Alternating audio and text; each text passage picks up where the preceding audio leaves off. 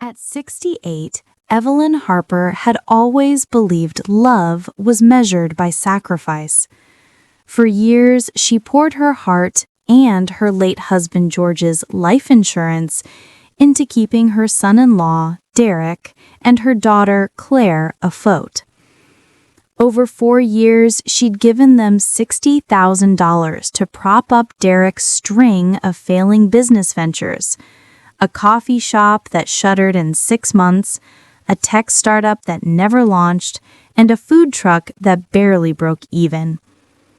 She paid for their groceries when they overspent, covered their car repairs, and even helped with Claire's designer wardrobe. Evelyn didn't mind. She saw it as her duty, a way to honor George's memory by ensuring their only daughter's happiness. But on the morning of Claire and Derek's 10th wedding anniversary, everything changed. Evelyn woke early in her modest 2-bedroom home in suburban Ohio, the same house where she and George had raised Claire. She'd spent weeks planning a surprise, a $2,000 check for the couple to celebrate their milestone, tucked inside a handmade card with a photo of their wedding day, a day Evelyn had partially financed with a $10,000 gift for the venue. She dressed carefully, choosing a navy dress she'd bought for the occasion, imagining herself in photos at their vow renewal ceremony. Claire had hinted at a special event for the anniversary, and Evelyn assumed she'd be included. After all, she was family. She drove to their upscale condo, another expense she'd helped with through monthly $500 transfers for their HOA fees. The parking lot was quiet, no signs of a celebration. Knocking on the door, she clutched the card, her heart buoyant with anticipation. No answer. She called Claire's phone, then Derek's. Voicemail. Puzzled, she sat in her car, scrolling through social media to pass the time. That's when she saw it, a post from Derek's account, a vibrant collage of photos from a beachside vow renewal ceremony. Claire in a flowing white dress, Derek in a tailored suit, both beaming under a floral arch. Friends toasted with champagne, and Claire's best friend captioned a photo, "Only the VIPs made the cut for this perfect day." Evelyn's stomach churned. She zoomed in on the images, searching for herself, hoping it was a mistake. But there she was, absent from every frame. Her eyes landed on a comment from Derek. "Kept it small, just the special people who matter." The words sliced through her like a blade. Special people. She who had wired $1,500 just last month to cover their overdue credit card bill wasn't special enough? The card in her hand felt heavy, the $2,000 check inside now a mocking symbol of her naivety. She drove home, tears blurring the road, the navy dress crumpled from gripping the steering wheel. In her living room, surrounded by furniture she'd bought with George's insurance money, she sat in silence. The numbers ran through her head. $60,000 over 4 years. $15,000 for Derek's businesses, $12,000 for their condo fees, $10,000 for the wedding, $8,000 for Claire's clothes, $5,000 for car repairs, $10,000 for miscellaneous emergencies. Every dollar had come from her savings, from the nest egg George left to secure her retirement. And for what? To be excluded from a day she'd helped make possible? The phone rang. It was Claire, her voice bright and oblivious. "Mom, hey, sorry we missed you earlier. We were busy. Listen, the food truck's transmission blew out. Can you send $2,000? We're in a bind."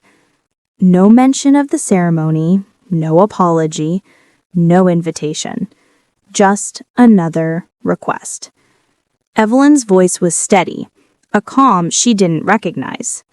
Claire, I saw the photos. Your vow renewal. You didn't invite me. A pause. Then Claire's tone shifted, defensive. It was super last minute, Mom, just a small thing. We didn't want to bother you. Bother me? Evelyn's voice cracked.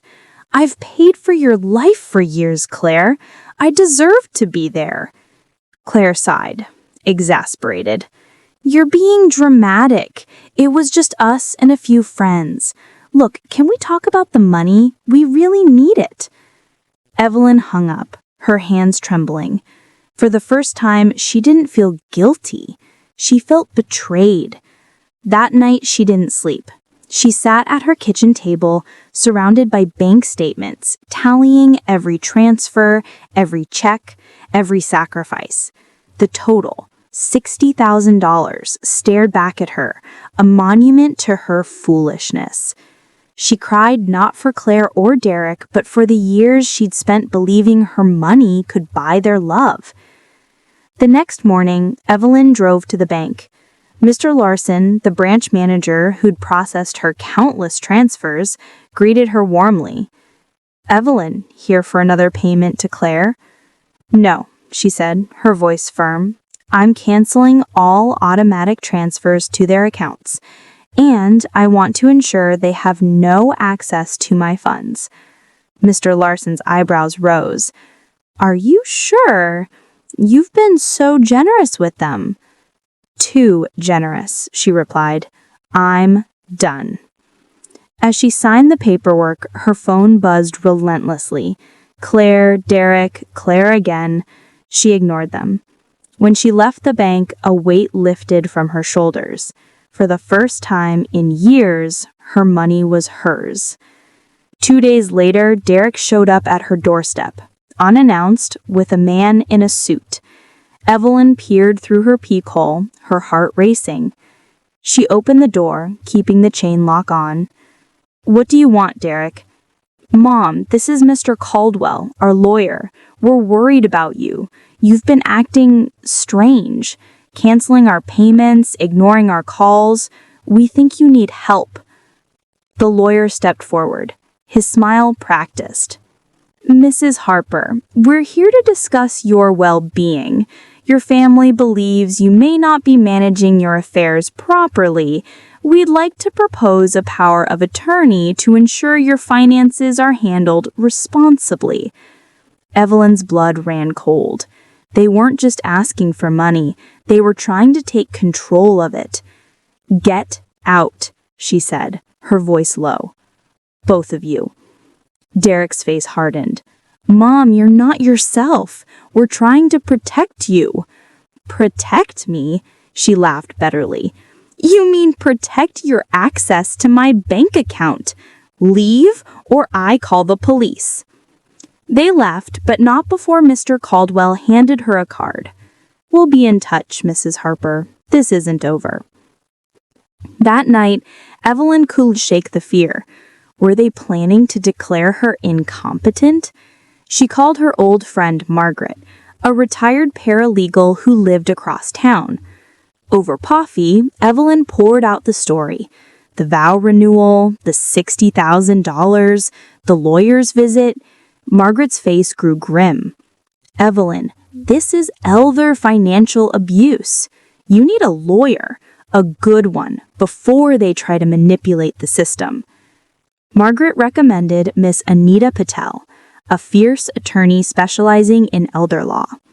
The next day, Evelyn met Anita in her sleek downtown office.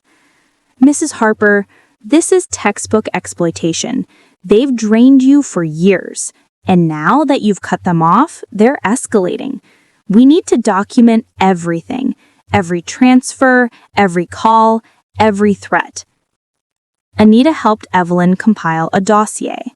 Bank records, screenshots of the vow renewal posts, text messages demanding money.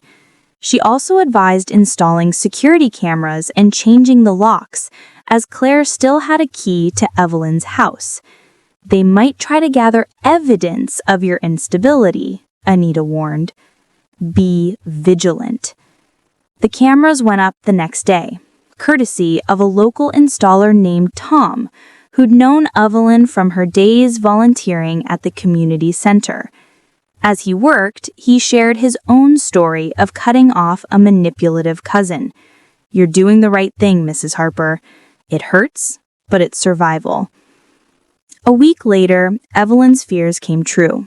She received a letter from the county's Adult Protective Services, APS, requesting a wellness check based on concerns about her mental state. The letter cited erratic financial decisions, social isolation, and refusal to cooperate with family. Evelyn recognized Claire's handiwork in the calculated language. Anita was ready. "They're building a case to declare you incompetent. We'll counter with evidence of their motives and your competence." The APS visit came on a rainy Tuesday. A social worker, Miss Rivera, arrived with a clipboard and a neutral expression. Evelyn invited her in, Anita by her side. "Mrs. Harper, we've received reports that you've stopped supporting your family, installed excessive security, and may be under undue influence from new acquaintances." Evelyn's voice was steady. "Miss Rivera, I stopped supporting my daughter because she and her husband used me for $60,000 over 4 years, while excluding me from their lives. The cameras are to protect me from their uninvited visits, and my new acquaintances are friends who value me as a person, not a bank." Anita presented the dossier. Bank records, screenshots of the vow renewal posts, text messages demanding money. She also advised installing security cameras and changing the locks, as Claire still had a key to Evelyn's house. The cameras went up the next day.